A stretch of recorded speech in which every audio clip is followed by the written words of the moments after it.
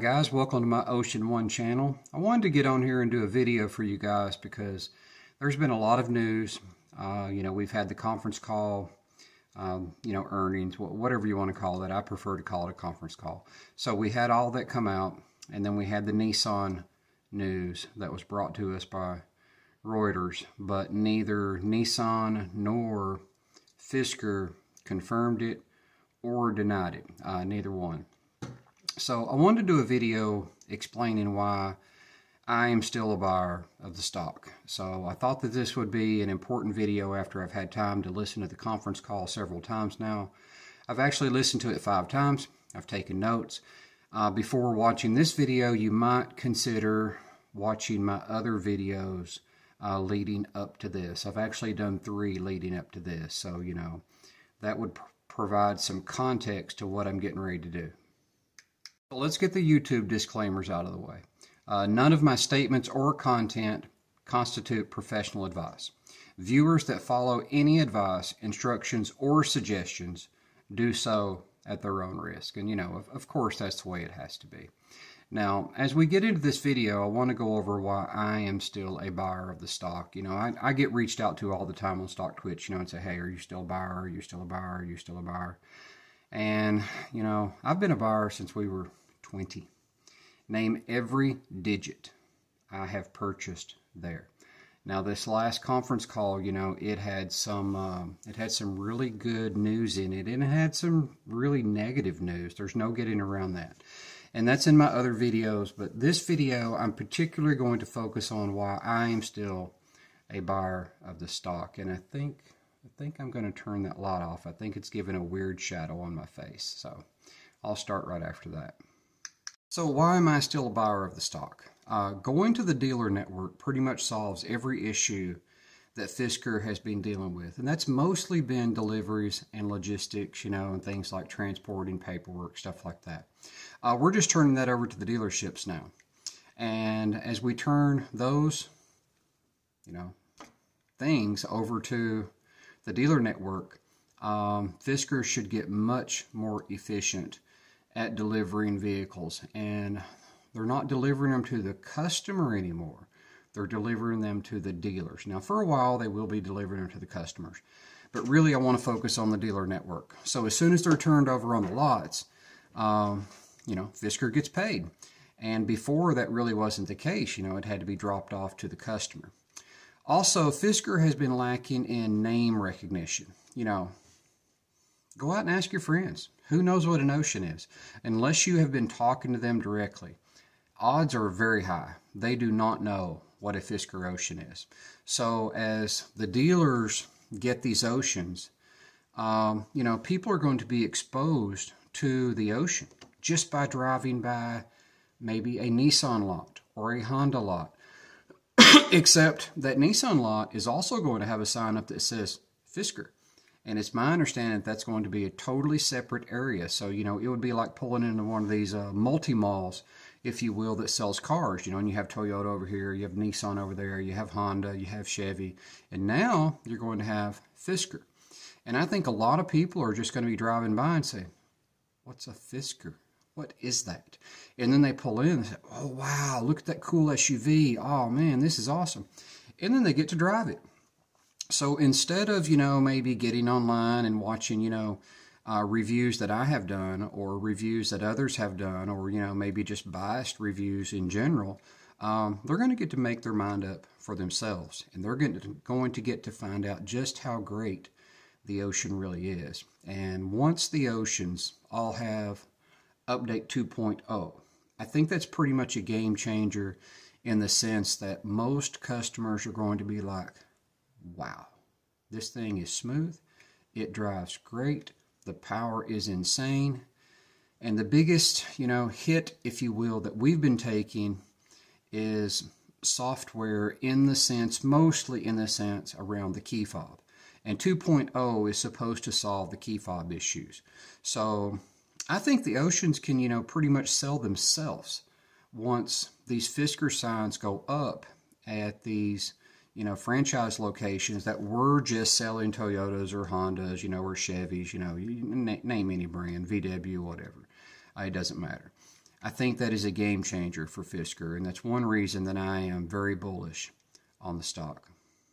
Now I am going to go over some things that were directly listed in the conference call, and I think that they are worth pointing out. And some of this stuff I'm going to name exactly who says it, and other things I'm not. But if I'm reading, it's pretty much word for word that Fisker said, or Henrik said, or Gita said, or David King said, okay? I might just say Fisker says as I do this, just for the sake of speed here. This is Henrik. He says, in addition, I'm very excited to introduce Angel Salinas, our Chief Accounting Officer, who joined us early in January. Angel has 28 years of public company accounting experience. He is here with us in the room. Now pay attention to that. He says he is here with us in the room. And would be happy to answer accounting questions later on. Now, I listened to the call. There really were no accounting issues, and Angel never spoke. But just the fact that he was sitting in the room and Henrik had him there means to me that Fisker is taking accounting extremely seriously. You have to admire that. Fisker has had some screw-ups recently here around accounting, and now Fisker is saying, this is our guy. He's here, and accounting is important to us, so we have him here with us. Thought that was pretty good. Now, I'm going to read Henrik's words here, and I do think it's worth reading. So Henrik says, 2023 was a challenging year for Fisker. Yeah, sure it was. We achieved some important milestones for the full year. Fisker produced 10,193 Oceans and delivered over 4,900 across 12 countries. We are proud of what we were able to achieve, but acknowledge that these totals were well below. They didn't say well. I included that, but let me read exactly what they say. That these totals were below the guidance and provided during the year, despite what we believed was the swiftest and largest delivery expansion of any V startup ever. Supplier deliveries and other issues unexpectedly hampered our ability to ramp up production and deliveries during the year. While we made good progress in solidifying our delivery network, we were not able to efficiently accommodate our backlog of the pace we and our customers desired and deserved. This led to the decision that we announced in January to shift to the dealer partner model. Now, what I like about that is I see Henrik admitting mistakes, and that's something that we've really not seen in the past. And I followed this company since we were a SPAC. It was always this happened, that happened, this was an excuse, that was an excuse. I don't really see the excuses here. I simply see Henrik saying, yes, there were some mistakes made. We were part of those mistakes. Some mistakes were beyond our control, but we are here to fix it. Now, my thoughts are this changes the model in a major way. We simply get paid. We drop the Oceans off to the dealers, and it shows me that Henrik has finally toned it down. He has gone from being super excited all the time, which, he definitely overused, to being more humble and more accurate. And that's something that I was very much looking forward to in this call. And I didn't know if we would get it or not. And we got it. So for me, that's a reason to be bullish. Henrik goes on to say, another example is a European dealer group who is working on taking the entire country in Europe. He says, I expect we will be signing up multiple dealers every week during the next few months and have a comprehensive dealer network with approximately 50 locations at both North America and Europe by the second half of the year. He goes on to say, we plan on making the company more lean and competitive.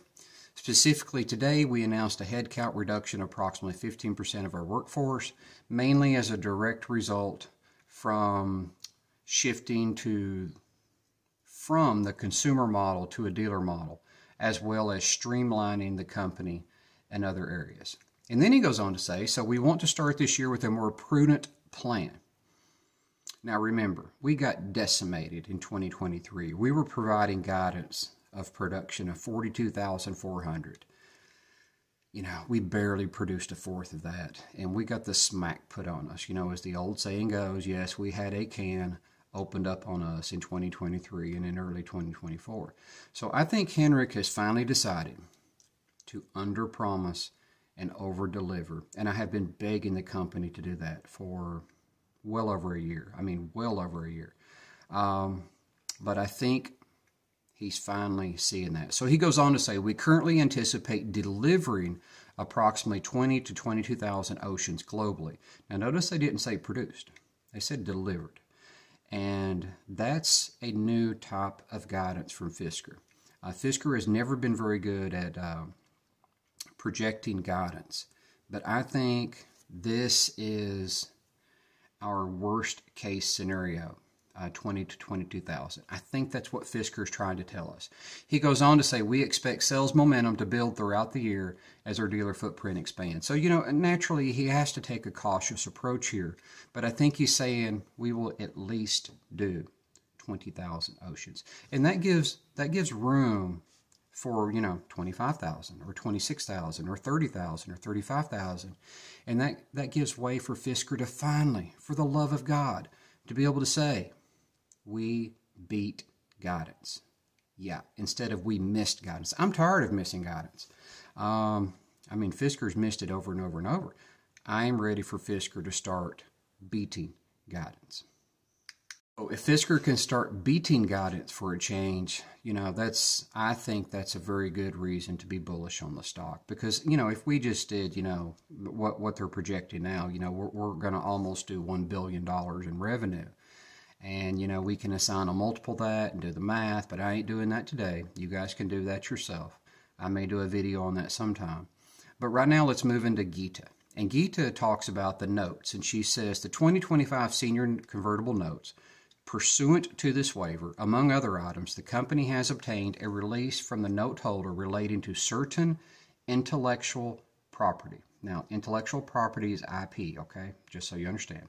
Belongings to Fisker upon the company entering into a certain commercial agreement with an automotive original equipment manufacturer, OEM. Now, personally, I think this was needed to free up the IP part, okay? And now we know that brings in a partner.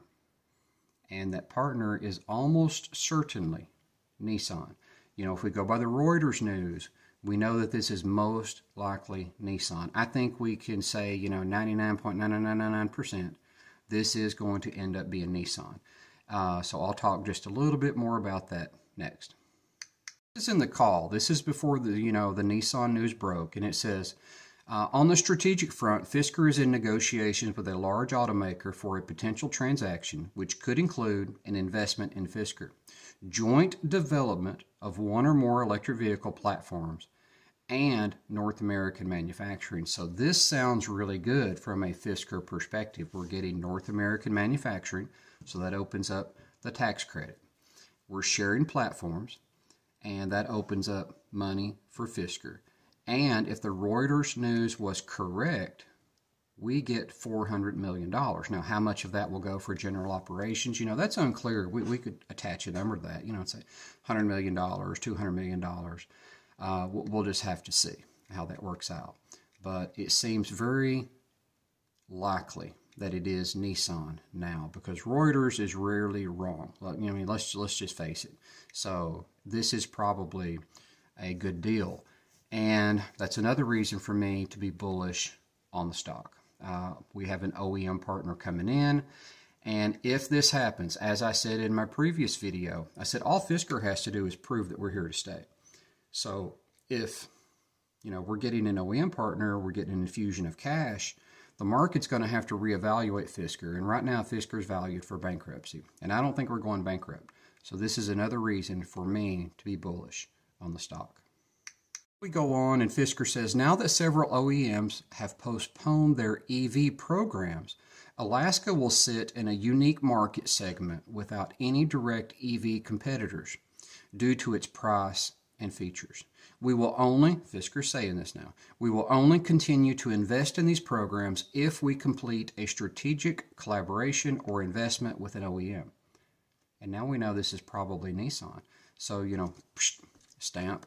done deal. You know, we just have to get the approval, stamp of approval, you know, however we want to word that. We just have for Fisker and Nissan to come out and say, yep, it's us. It's a done deal. And then we know the terms. So I think that's another very good reason to be bullish on the stock. Henrik goes on to say, and he says, my confidence in the future of Fisker remains very strong.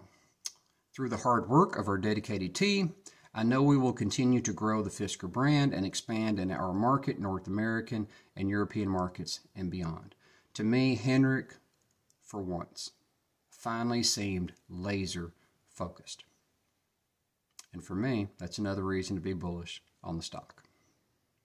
David King comes in and he talks about 2.0, and I'm not going to go through all that. Most of you are going to be familiar with that. But he says this. He says, and our intentions is to achieve a consistent monthly cadence of OTAs, over-the-air updates, with at least 3 months of rolling visibility content. And then he goes on to say, you know, that having these capabilities makes us a real player in the EV space because, you know, let's face it, most companies do not have these OTA capabilities that Fisker does. You know, Rivian does, Lucid does, Tesla does, now Fisker does, and pretty much after that, the buck pretty much stops after that. So that puts us in a pretty, you know, competitive field, you know, us four leading the way, if you will. And so that's another reason for me to be very bullish on the stock, because the single biggest thing that's gone against Fisker so far has been the key fob. Heck, I've complained about the key fob, but I found ways around it that were very simple. You know, I did videos on it. You know, press the button. If it doesn't open, count to 4, then press the button. And I mean, I've gotten the button to open with 99.9999% accuracy with the 4-second rule, as I like to call it. But, you know, just the fact that we can send out an OTA, do these updates, and as a matter of fact, the key fob of every Fisker Ocean gets an update with the 2.0 update. So not only are we updating the car, heck, we're actually even updating the fob. So, you know, that's pretty cool, and that gives me tremendous confidence to be bullish on the stock.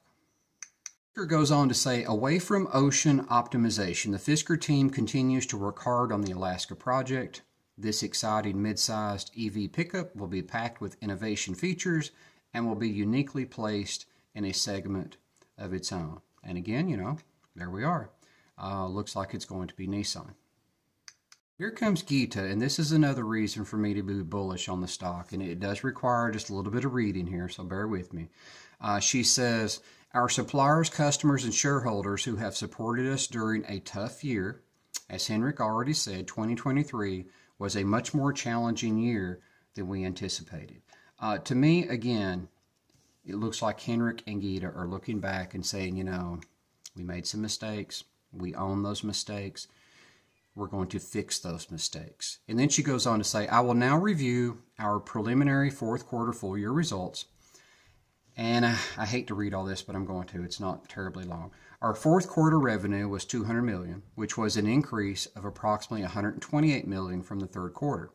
Higher revenues were driven by a significant increase in deliveries in the quarter to 3,818 units compared to 1,097 units in the third quarter. Our top line in the fourth quarter was reduced by $44.6 million that was allocated to deferred revenue accounts on our balance sheet. On an adjusted basis, adding back the deferred revenue and removing the inventory charge and supply capacity expense, our gross margin would have been positive. Did you guys catch that? Yeah. That's another reason for me to be very bullish on the stock. Fisker has over $500 million in prepaid inventory. So we've already taken that hit. So going forward, the Oceans, as they're getting dropped off to dealers, you know, they're cash in the bank. Yeah, that's a very good reason to be bullish on the stock. Goes on to explain this. She says, I will now address a couple other items in the income statement. Other expense in the quarter was minus $10.5 million, largely due to a write-off for a loan we had previously made to a troubled supplier. We expect our capital expenditures and working capital requirements to decrease in 2024 and beyond as we enter the second year of production. So did you catch that? They're expecting, cost to decrease. That's another reason to be bullish on the stock. Then she goes on to answer a question that I've been itching about, and she says, our estimated average selling price per vehicle will be in the range of $56,000 to $62,000 after, and I want to stress after taking into account import duties and dealer commissions. Yeah, okay, so there we are. Now we know our ASPs for the next little bit going forward. Now that's probably a strong mix of the extremes and a strong mix of ultras with a small mix of sports would be my best guess. But that's just a guess, okay, based off what I know and what I understand. So another reason to be bullish, Henrik says this. Right now we have 17 dealer locations already signed up between US and Europe. As we have already started taking invoices from dealers and actually start to ship the first cars to dealers today. Now, I saw a video of cars getting dropped off in Atlanta. I'm pretty sure that it was. So, as soon as those cars get dropped off, as soon as those Oceans get dropped off, we get paid. We don't wait on that money. The dealers pay us, and then they sell the Oceans, and they collect, the profit in between. So that's pretty good. And then he goes on to say, and I expect by the end of this quarter, we will have 50 dealer locations in the U.S. and in Europe. And I expect by the end of the year, we will have at least 100 dealer locations here in the U.S. and about 50 to 60 in Europe. So, from my perspective, this is another reason to be bullish on the stock. Another reason I have to be bullish on the stock is Fisker actually used my question from the Say platform. And I didn't think they would touch it. I just thought, they would be like, nope, not answering that one. But they did, and that was huge for me. And so here's the question. And the last question is from retail. Fisker has missed its guidance and targets, and the recent 10Q miss from the third quarter set off a cascading event with the 2025 notes. And now we have an out-of-compliance letter with the New York Stock Exchange. What concrete steps are being taken to rebuild trust and hit targets? And I can't take total credit for that question. It was my question, but I did get help from the Stock Twits community to help me edit that question, especially trying to get it down and get my thoughts as concise as possible. For me, that's another reason to be bullish on the stock. Just the fact that they took my question and answered it. For me, that's a reason to be bullish. And now Henrik goes on to say, we recognize that our 2023 was a challenging year for the company.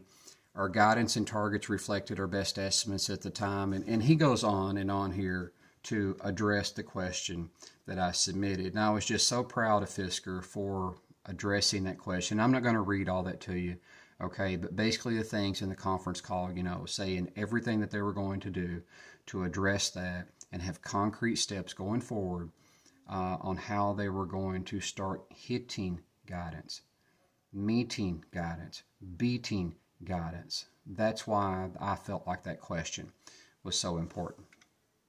So for me, that's another reason to be bullish on the stock. Here's a question from one of the analysts, and I might butcher his name, but Pavel Malchodnov, something other, I can't say his name. I'm going to call him Pavel. Okay, Pavel. He says, yeah, thanks for taking the question. Given the new distribution model as well as the new volume expectations, what kind of gross margin profile are you thinking for the sales mix right now? And Gita says this. Yeah, Pavel. Hi, it's Gita. I'll take the question. So we're not providing any gross margin guidance specifically for 2024, but we do expect to achieve a non-GAAP basis, single-digit margins. And we expect that they go from mid to high single digits over time once the dealer model is fully rolled out.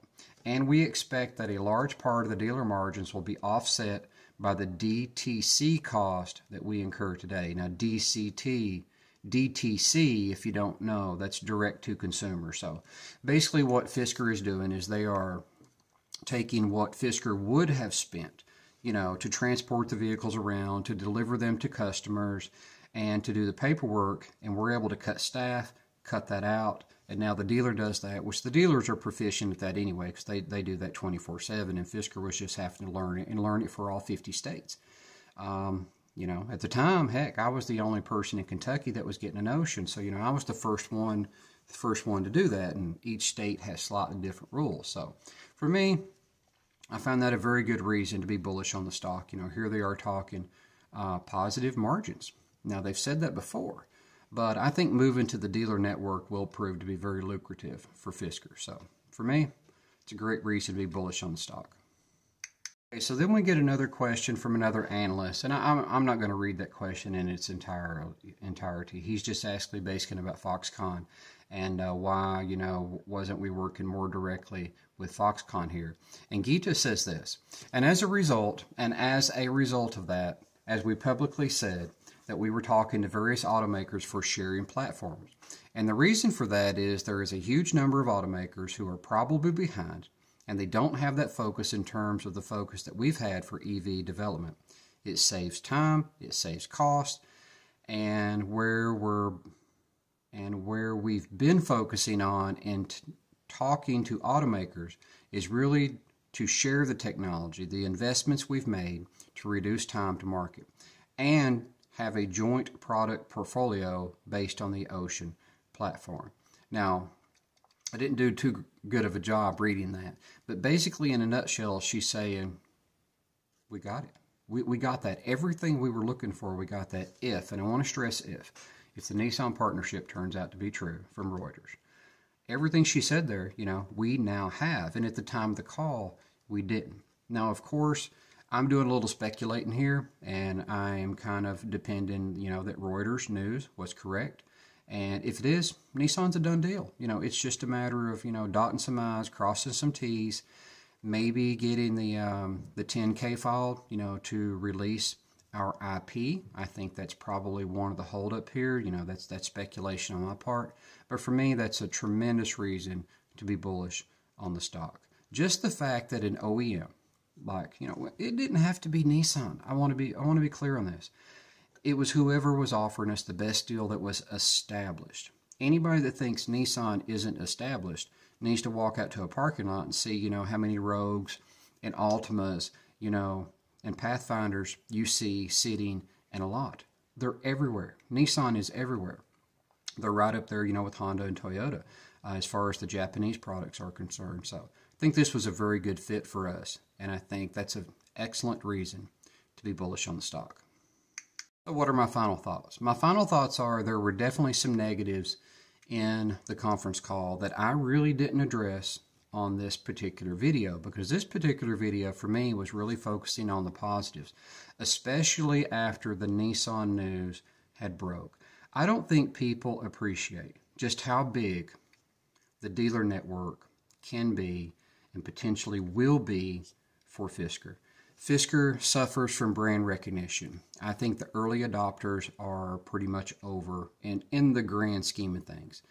And since those early adopters are, let's just say, you know, dried up, if you will, you've got the tire kickers. You have people that simply won't get online, won't order a car without sitting in the car, without driving the car, without touching and feeling the car. And this solves that. So the dealer network seems to be going very well. I do expect a few bumps in the road. I don't expect smooth sailing there, but it does look like the dealer network is going very well. And then the information that we didn't have when I went over the conference call the first time was we didn't have the deal with Nissan. Now, I can't say with any authority that we have the Nissan deal, but it looks very, very likely that we do. And you throw that in there, and I said on my prior video, all Fisker has to do, the number one thing that Fisker has to do, is convince the market that we are here to stay, that we are not going bankrupt. And you take a player like Nissan coming in and probably investing almost $500 million for our platform, and we get U.S. production with it. I think that shows we're here to stay. So since Fisker is pretty much valued at bankruptcy, And I truly think it is, you know, what, 50 cents, 55 cents, you know, wherever we are, I don't know, without looking.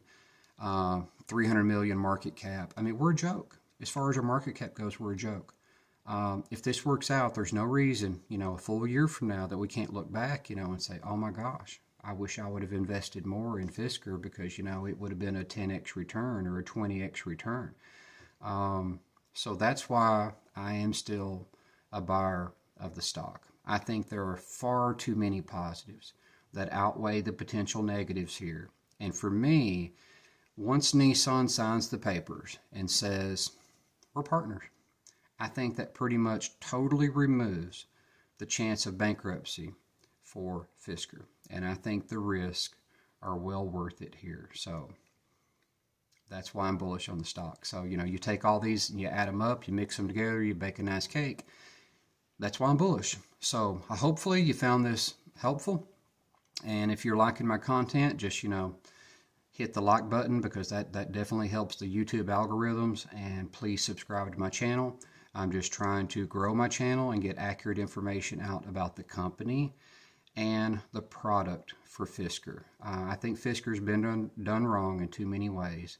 And that's really what got me started in this channel in the first place. So I appreciate your support. And until next time, thanks a lot.